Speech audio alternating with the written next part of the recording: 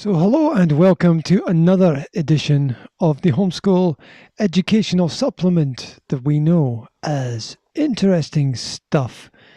And today we are going to dive into the world of shakes and booms, otherwise known as earthquakes and volcanoes. Now maybe you've been lucky or unlucky enough to experience an earthquake.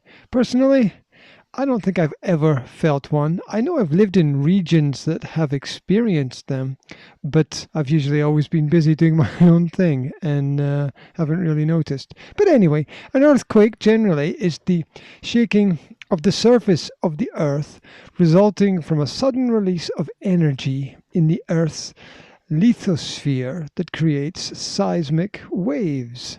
It's basically the ground shaking. Now, they can range in size from those that are so weak that they cannot be felt to those violent enough to propel objects and people into the air and wreak destruction across entire cities. Yes, because as a society we're silly enough to build cities on fault lines where we have earthquakes. Anyway, you can probably quite easily understand how the Earth's surface quakes manifest themselves by shaking or displacing or disrupting the ground. When the epicenter of a large quake is located offshore, the seabed may be displaced sufficiently to cause a tsunami. Earthquakes can also regularly trigger landslides and occasionally volcanic activity as well.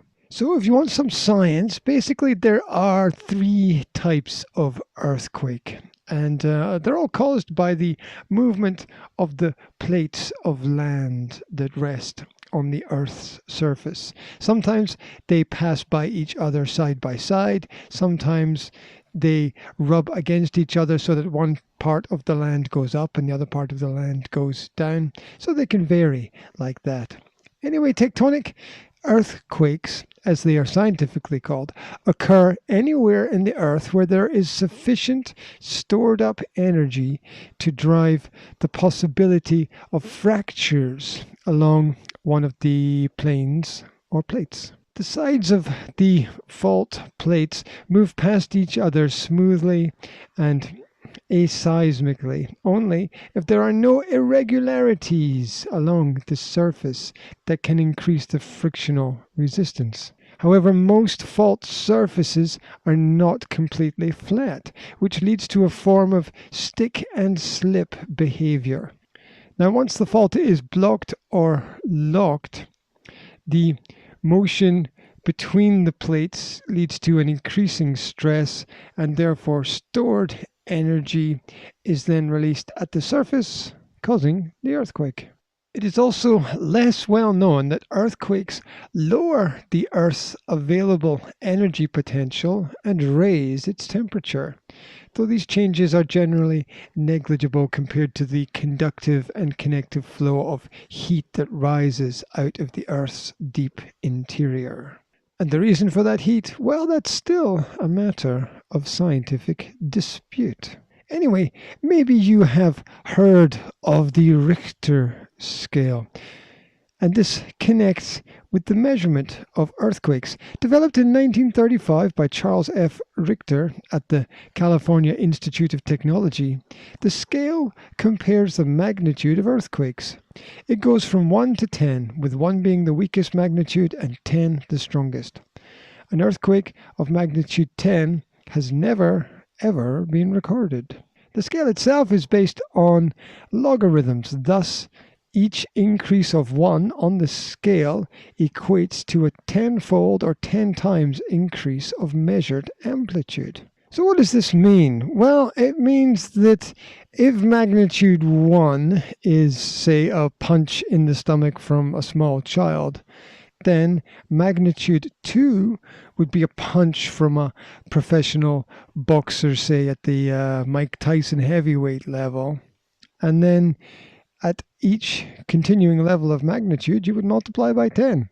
So pretty powerful, really. And if you've watched any of those videos on YouTube of earthquakes as they happen, they look pretty scary. In fact, the largest recorded earthquake in the world was in Chile in 1960.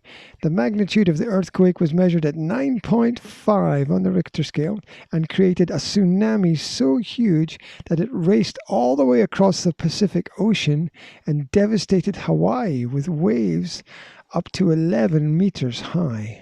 Wow, that's pretty crazy, especially with the fact that you don't even need to live next to the place where the earthquake actually occurs. Wow. And now that I think about it a little bit, although I haven't directly experienced an earthquake, there was a museum in London that had an earthquake simulator that I tried out once. I seem to remember it being something like the feeling of getting violently shaken by your friend, although it's probably much scarier than that in real life. Anyway, moving on, we mentioned the plates of the Earth that move on the surface and also deeper down inside the Earth. Now, deep below the Earth's crust, there is also hot liquid rock, also known as magma. And like any fluid, magma seeks the route of least resistance. And as far as volcanoes are concerned, this is normally at the borders of the tectonic plates of the Earth. So as this liquid is formed deep in the Earth and the pressure builds, the magma seeks a route out, and this is usually along the edge of the plates or through a random hole in the Earth's crust, sometimes known as a hotspot.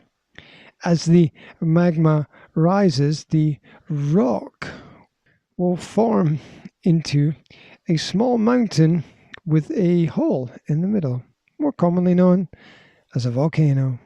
Of course, this doesn't happen overnight, and the timescales involved in the formation of a volcano can vary wildly. But the best estimates are between 10,000 and 500,000 years, and they occur over many hundreds or even thousands of separate eruptions.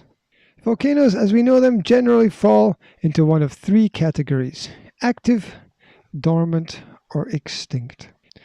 The active volcanoes are those that are currently erupting or are exhibiting signs to indicate that an eruption is likely or that have erupted in the last 10,000 years. Wow, that's quite a period of time, that.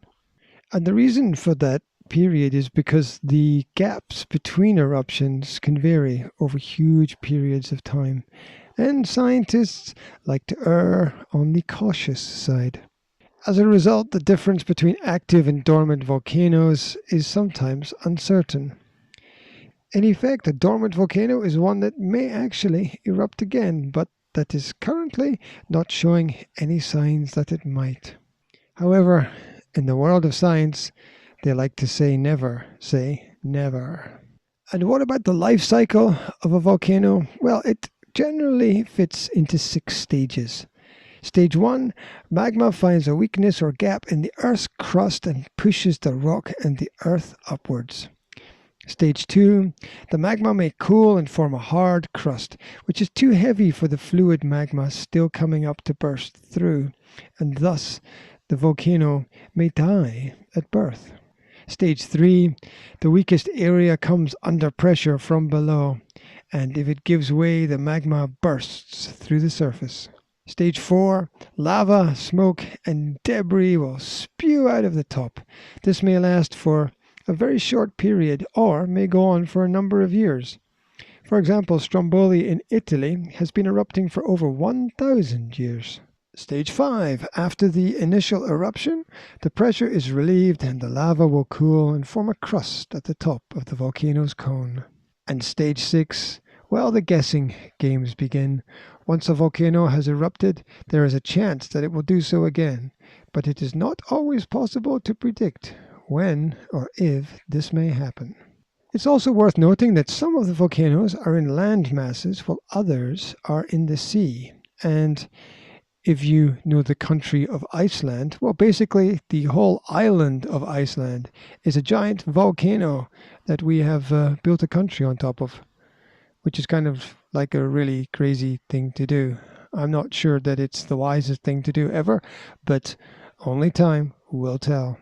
At the very least, it makes for pretty interesting geography and probably a very interesting attraction for tourists as well.